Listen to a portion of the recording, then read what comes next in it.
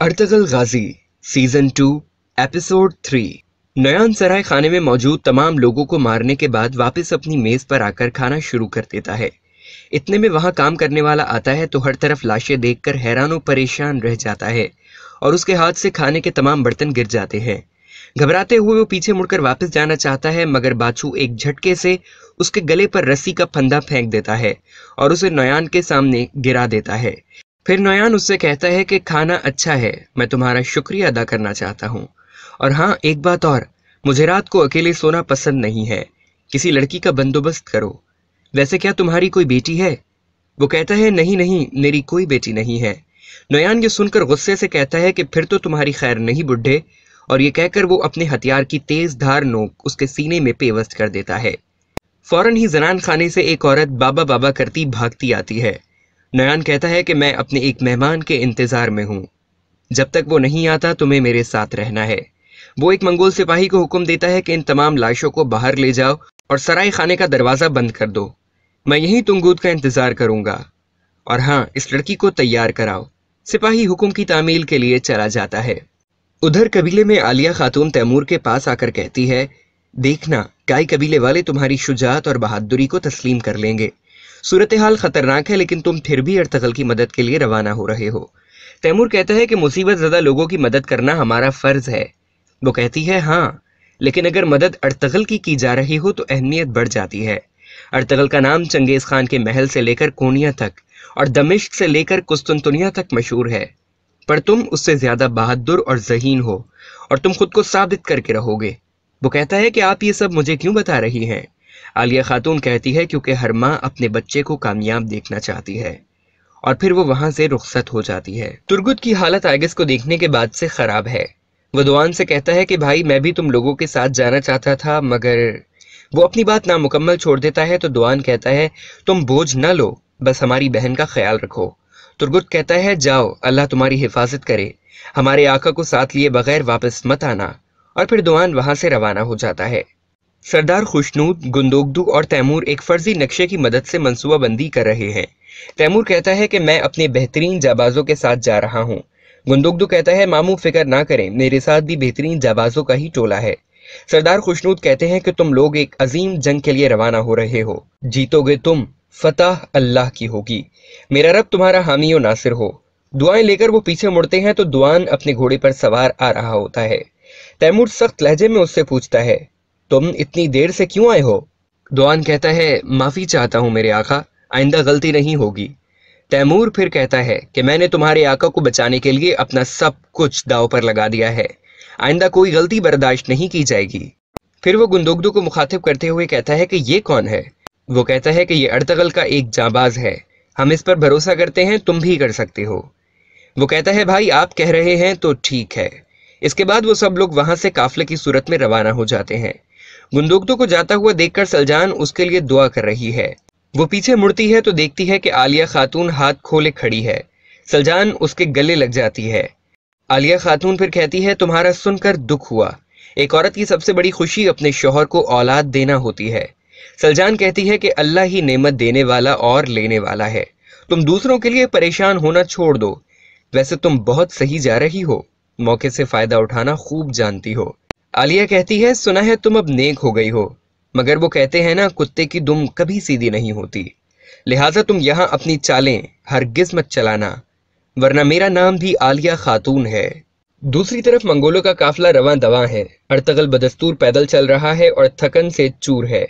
Ertugrul आसमान की तरफ निगाह करके कहता है, ए दिन को रात और रात को दिन करने वाले, किस्मत के फैसले करने और जमानों के मालिक, मुझे इस जिल्लत से निजात दे, मुझे इन वहशियों के हाथ खिलौना बनने से बचा ले, मुझे उस बुराई के आगे झुकने न देना।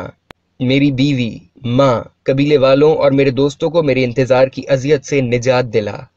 बेशक ये मेरे टुकड़े टुकड़े कर दें, मेरे रब मुझे इनसे मुकाबला करने की तौफीक दे।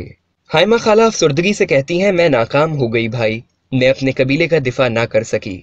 खुशनूद कहता है, ऐसी बातें ना करो मेरी बहन, तुमने बहादुरों की तरह मुकाबला किया है। उन्होंने तो ज्यादातर औरतों और बच्चों पर हमला किया, उन्होंने एक तो तुम्हारे जाबाजों ने उनके 3 मार दिए। हाइमा खाला कहती हैं, लेकिन भाई वो हमारा सामान लूट कर ले गए हैं, हमारे खैमे, हमारे मवेशी, हमारे पास कुछ न रहा। खुशनूद भाई कहते हैं कि जब तुम छोटी थी तो यहीं रहती थी, यहाँ से ही तुम्हारी शादी हुई थी, और आज जब तुम वापस आई हो तो तुम्हारी मेजबानी करूंगा। मेरे साथ आलिया खातून और तैमूर भी खुले दिल से तुम लोगों का इस्तकबाल करेंगे। तुम्हारे लिए खैमे लगाए जाएंगे और जख्मियों का ख्याल रखा जाएगा। ये सारे इंतजामात आलिया खातून संभाल लेंगी। हाइमा खाला शुक्रिया अदा करते हुए वहां से रवाना हो जाती हैं।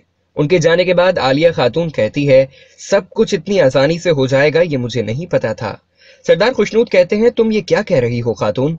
तो वो कहती है कि काई कबीले को अपने साथ मिलाकर एक नई इमारत तश्कील होगी और उसकी सरदारी का सुनहरा मौका आपको मिलेगा। खुशनूद कहते हैं कि ये इन बातों का सही वक्त नहीं है। तो आलिया कहती है, मेरे सरताज, दरअसल यही सही वक्त है, वरना हम काई कबीले से ज्यादा बुरे हालात में होंगे। उधर शिफा खाने में तुर्गुत और दिली दमीर आइगस के पास हैं।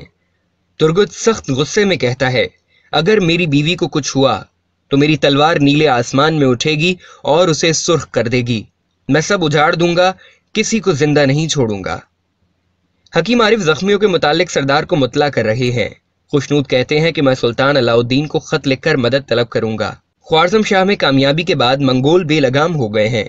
हकीम आरिफ कहते हैं कि हमें काई कबीले के साथ मिलकर एक फौज तैयार करना होगी। भेड़ियों को बेचकर हम उनका खर्चा निकाल सकते हैं। खुशनूद कहते हैं कि वो तो ठीक है, लेकिन आगे सर्दियां हैं। हमारे कबीले वाले काई कबीले वालों का बोझ किस तरह और क्यों कर बर्दाश्त करेंगे? तो हकीम आरिफ उसके जवाब में कहते हैं कि बिल्कुल उसी तरह जिस तरह मदीने वालों ने आप सल्लल्लाहु अलैहि वसल्लम और सहाबा इकराम की मेजबानी की थी। उधर तलाश के दौरान गुंदुगदो को एक जगह अर्तगल की अंगूठी नजर आती है और साथ पत्थर पर ताजा खून भी दिखाई देता है।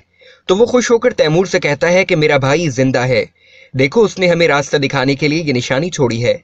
तैमूर कहता है, भाई हमें जल्दी चलना चाहिए, वो अर्तगल को पैदल चला रहे हैं, इसलिए ज्यादा दूर नहीं गए होंगे।